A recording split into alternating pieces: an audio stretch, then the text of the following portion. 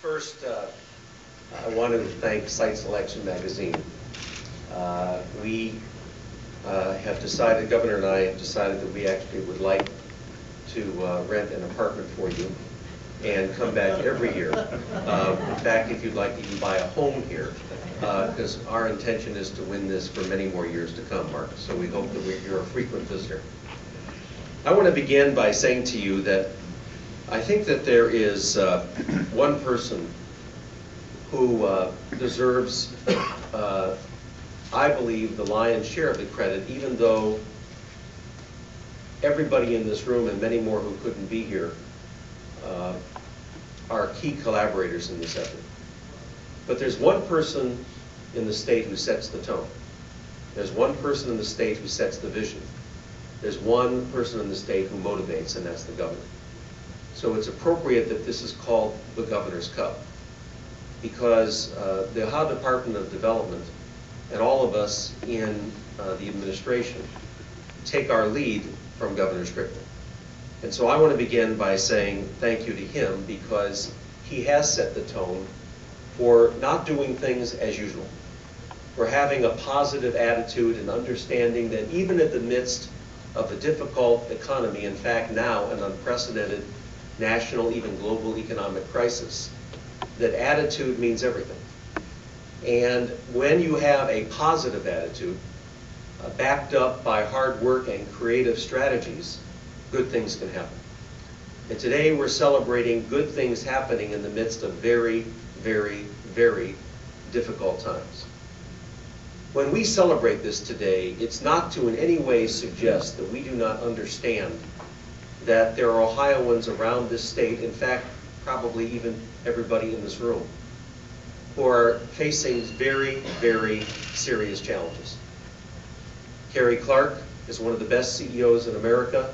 We're here with Carrie at Cardinal. Cardinal is doing wonderfully, but even Cardinal has its challenges in this economy. There is no company in the world, in the United States, who isn't having challenges that they've never seen before. But I think all too often, we don't recognize that every hour of every day, our Department of Development in particular is negotiating with businesses both in Ohio and around the world to make strategic investments. The governor said to us when he first took office that we had a two-part promise. First, to live within our means, and second, to invest in what matters. We're very proud that we have been fiscally conservative and that we passed the slowest growth state budget in 42 years, but we also recognize that there's no economist who's very respected in the world who believes that you can cut your way to prosperity. The only way you can get to prosperity is to grow your way to prosperity. And the only way to grow is to invest.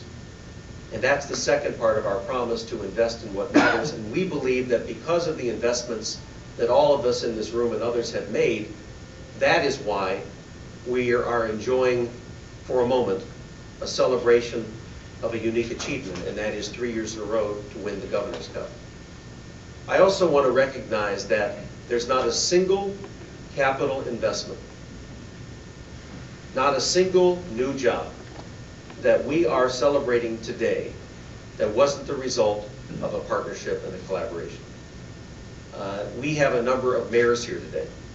Mayor Ryan McClinn, Mayor Dom Plisquella, Mayor Warren Copeland, and I'm sure many others that I didn't know about. In fact, now that I've done that, I'm going to ask all the mayors to stand and be recognized, because otherwise we are in big trouble.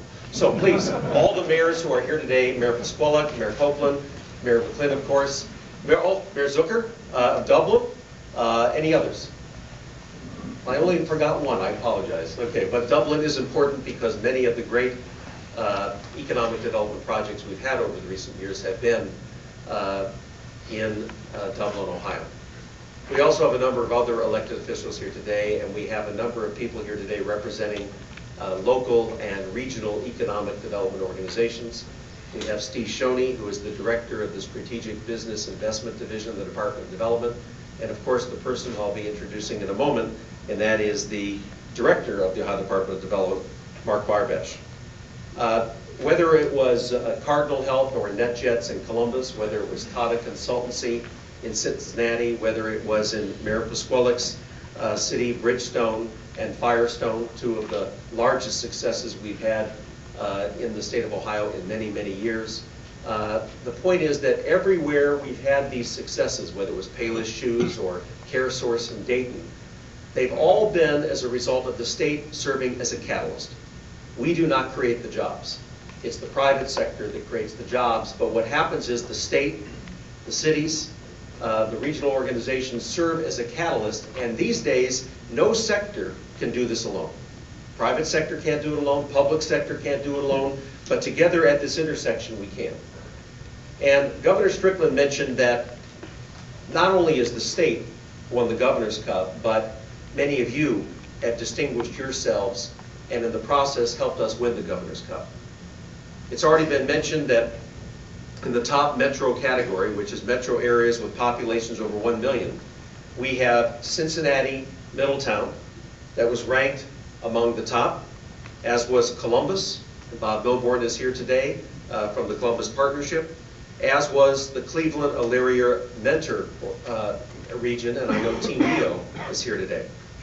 In the second tier of metros, comprising those with populations between 200,000 and 1 million, we swept, as Mark has indicated, the top 3 places. Mayor McClin in Dayton, Mayor Pasquale in Akron, and Mayor Finkbeiner in Toledo led the way in the state. And Youngstown, by the way, was not far behind.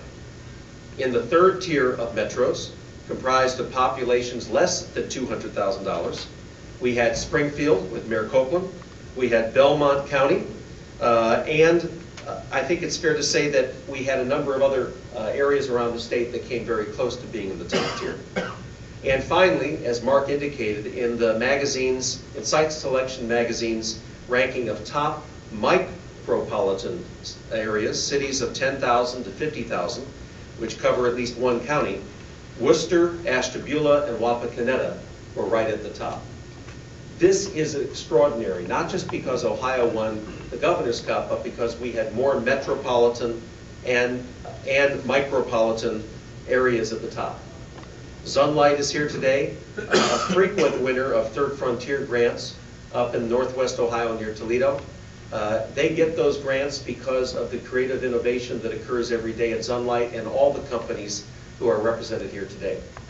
When this economic perfect storm lifts, and it will, we just don't know when, Ohio, we believe, will be in a more competitive position because of the strategic investments that we made when the sun was not shining.